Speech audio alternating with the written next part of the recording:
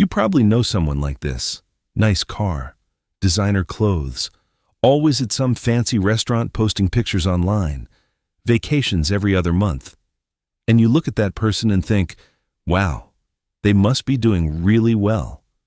But here's the thing, most of the time, that person is completely broke. And today, I'm going to show you exactly how to tell the difference between someone who is truly wealthy and someone who is just really good at looking wealthy. Because the gap between those two things is enormous, and most people never learn to see it. My name is Andrew, and on this channel, we break down the money decisions that actually matter. Let's get into it. Let me start with a story. Two guys, same age, same salary. Call them Marcus and Daniel. Marcus drives a brand new BMW, wears a Rolex, lives in a luxury apartment downtown, and always picks up the tab at dinner. Daniel drives a 5-year-old Honda, lives in a modest house in the suburbs, and rarely posts anything on social media. Now, here's the question. Which one do you think is wealthy? If you said Marcus, you are not alone. But you would be wrong. Marcus has a car payment of $1,200 a month, a lease on an apartment he cannot actually afford, a credit card balance he rolls over every single month, and zero investments. Daniel, on the other hand, owns his house, maxes out his retirement account every year, has 8 months of expenses saved in cash, and has been quietly building an investment portfolio for the past decade. Marcus looks rich. Daniel is rich. That is the entire lesson. But let me break down exactly why this happens and how you can spot the difference every single time. The first thing you need to understand is the difference between assets and liabilities. An asset is something that puts money into your pocket. A liability is something that takes money out of your pocket. This is not complicated, but almost nobody applies it consistently. A house you own and rent out is an asset. A car is almost always a liability. It loses value the moment you drive it off the lot. It costs you insurance, maintenance, fuel, and if you financed it, interest. A stock portfolio is an asset. A closet full of designer clothes is a liability. The person with fake wealth accumulates liabilities and calls them assets. They say things like, "My car is an investment," or "I deserve this," or "You only live once." And look, I am not saying you cannot enjoy your money, but there is a massive difference between spending after you have built wealth and spending instead of building wealth. Fake wealthy people do the second one. Real wealthy people do the first. Now let's talk about the income trap. A lot of people assume that a high income equals wealth.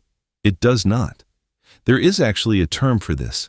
It is called being house poor, or more broadly, income rich and asset poor. These are people who earn $200,000, $300,000, even $500,000 a year, and somehow have almost nothing saved.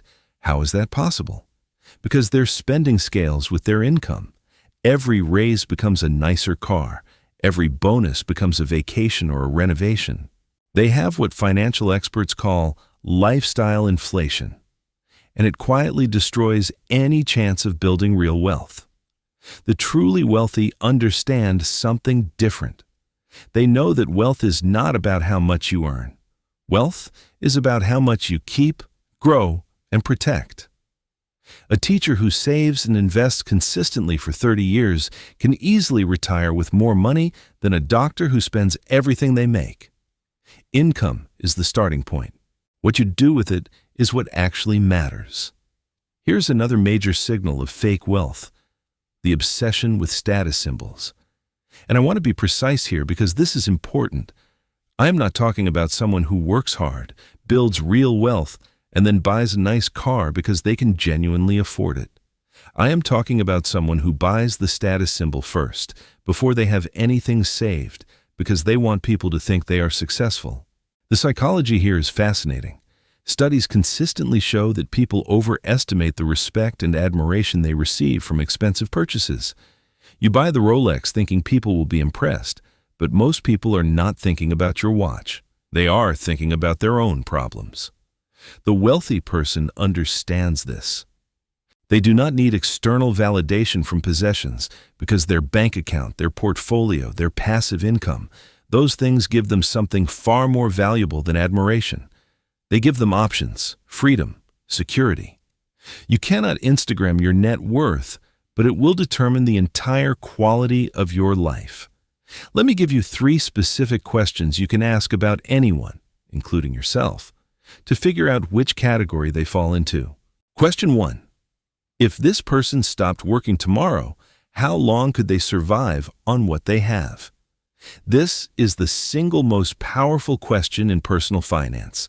If the answer is less than 3 months, that person is financially fragile, regardless of how they look. Truly wealthy people have assets that generate income whether they work or not. Real estate cash flow, dividend income, a business that runs without them. The goal is not to work forever. The goal is to build something that works for you. Question 2. Does their net worth go up every month? Net worth is simply what you own minus what you owe. Assets minus liabilities. Someone can earn $10,000 a month and have a net worth that goes down every month because they are spending more than they make and accumulating debt. A wealthy person's net worth grows consistently, not because they are lucky, but because they make intentional decisions with every dollar. Question 3. Do they talk more about what they bought or what they built? Pay attention to conversations about money. Fake wealthy people talk about purchases, the car, the trip, the renovation. Real wealthy people talk about systems, their portfolio allocation, a property they acquired, a business decision they made. This is not a perfect rule, but it is a reliable pattern. What someone chooses to be proud of tells you a lot about their actual financial situation. Now I want to talk about debt, because this is where a lot of people get confused. Not all debt is bad. There is a real distinction between debt that builds wealth and debt that destroys it.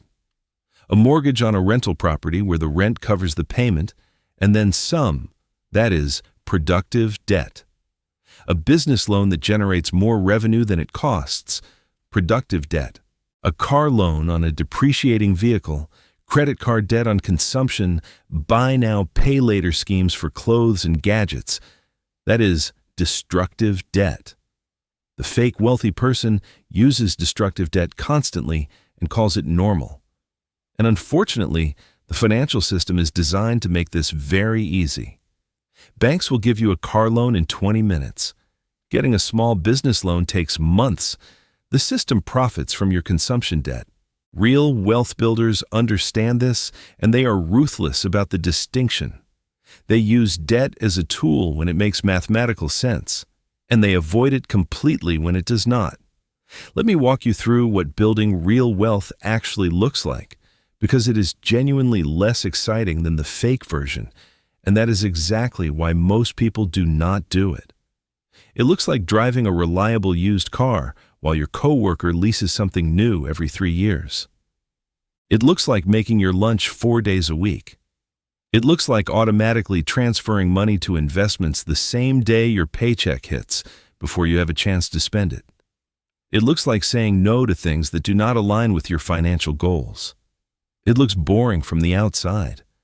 But here's what happens on the inside. Slowly, consistently, your net worth grows. Your investment account compounds. Your options multiply. And one day, it might be 10 years from now. It might be 20. You wake up and realize you have built something that gives you genuine freedom. You can work because you want to, not because you have to. You can take a risk on a business idea because you have a cushion. You can handle an emergency without going into debt. That is what real wealth feels like. And it looks nothing like the Instagram version. I want to leave you with the one mental shift that separates people who build real wealth from people who spend their lives chasing the appearance of it.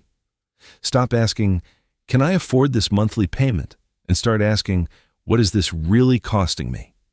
Because every dollar you spend today is not just that dollar. It is everything the dollar could have become.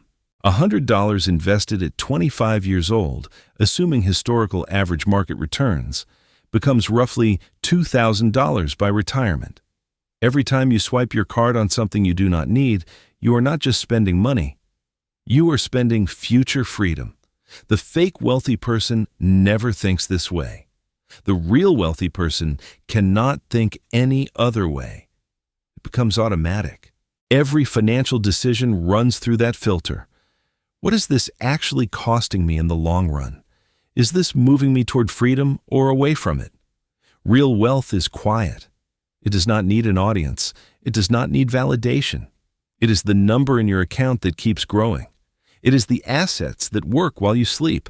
It is the ability to say no to things that do not serve you, and yes to things that do.